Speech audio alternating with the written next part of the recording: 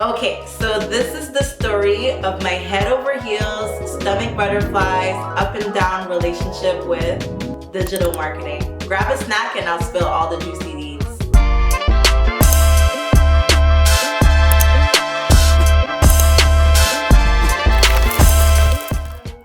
Hi guys, my name is Sherisa and my goal here is to empower students, professionals, and business owners with free digital marketing resources to help you elevate your digital marketing presence one video at a time. Whether you're a new or returning watcher, please make sure you subscribe and hit that notification bell to be the first to watch new videos dropping every week. In this video, I'll be covering my relationship with digital marketing and all the different stages I've been through thus far. Hoping this will inspire anyone looking to pursue a career in digital or business or any other career for that matter.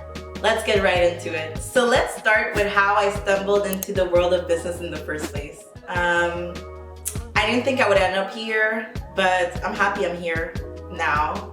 I mean, it was just a little different from what I had in mind. As a child, I've always been an artist at heart. I always loved drawing. I also really loved hair, makeup. I wanted to be a hairdresser and a makeup artist for the longest time. And that got shut down real quick. I grew up in an African household, so my parents always pushed me towards more practical careers, and I ended up following suit. I started looking into careers in pure and applied science, such as all the traditional careers, dentist, doctor, pharmacist, all of that good stuff. And turns out that all of those disciplines had the same or similar requirements when it came to schooling. So I just went ahead and studied pure and applied science. Mind you, I ended up being terrible at physics, so that kind of put a dent in my plans. So I live in Montreal, Quebec, and here we have a post-secondary schooling level that is 2 to 3 years, and it's called CEGEP. And I had to choose which program I wanted to go into. I could either choose a 2-year pre-university program or a 3-year professional program, which would allow me to work right after I obtained my diploma. I was leaning towards a professional degree in graphic design, but once again I had my mom in my ear telling me to go for the more practical route and broaden my options with a pre-university program like business. So that's what I did. I went into business. It made sense to me and I have no regrets. So I went for a bachelor's in commerce with a major in marketing and a minor in human resources. Marketing just made sense because of my creative side, and then human resources because I'm a people person and I thought it would match my personality. And as I progressed in uni, I knew for a fact that business was the right fit for me. I was interested in the courses I was taking, I was motivated. Now, all those other extra courses in business I was not such a fan of, particularly thinking of accounting. I'm not a numbers girl, so I definitely knew those fields were not for me, but it also confirmed that marketing and human resources was indeed the right fit for me. So my debut as a digital marketer was rough, to say the least.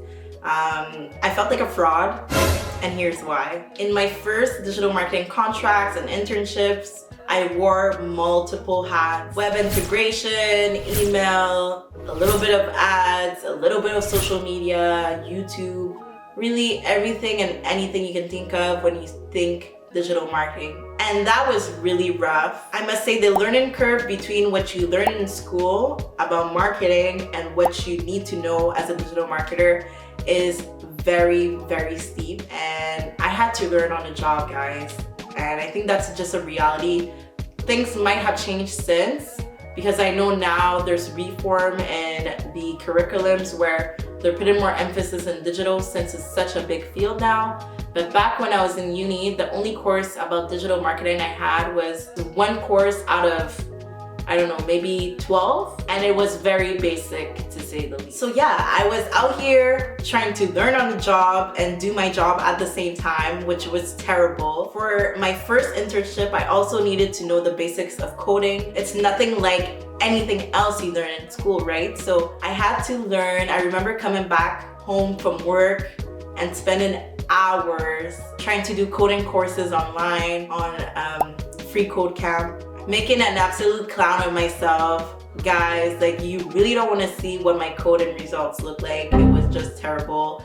But you know, I actually learned that really helped me out in the long term, because now your girl can actually read code very easily.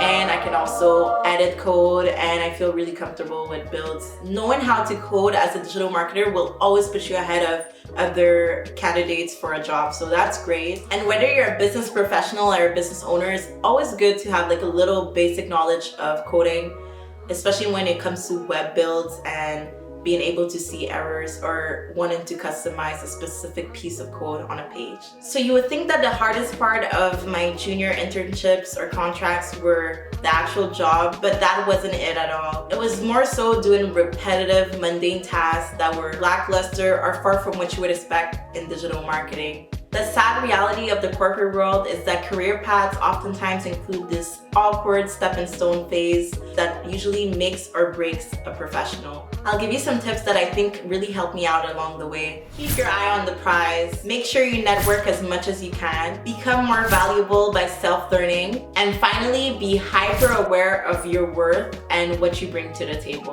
Finalizing my degree was a game changer. With my new degree and my experience, I was able to go for job offers that were much more appealing in industries that I really was interested in. It gave me a lot of free time to reflect on where I was at and where I wanted to go. And I was able to start assessing how I felt about my career.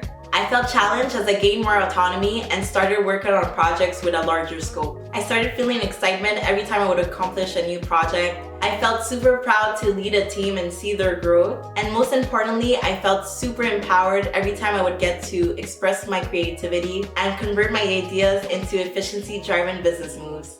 And that was my journey in a nutshell. I still have aspirations and goals for the future, but I feel super proud of how far I've come. How about your journey? Don't be shy to share your career path in the comment section down below. You just may be encouraging the next person to pursue their dream career. I'm all about building a community here, so if you enjoy this content, please make sure you like, share, and subscribe. See you in the next one. Bye!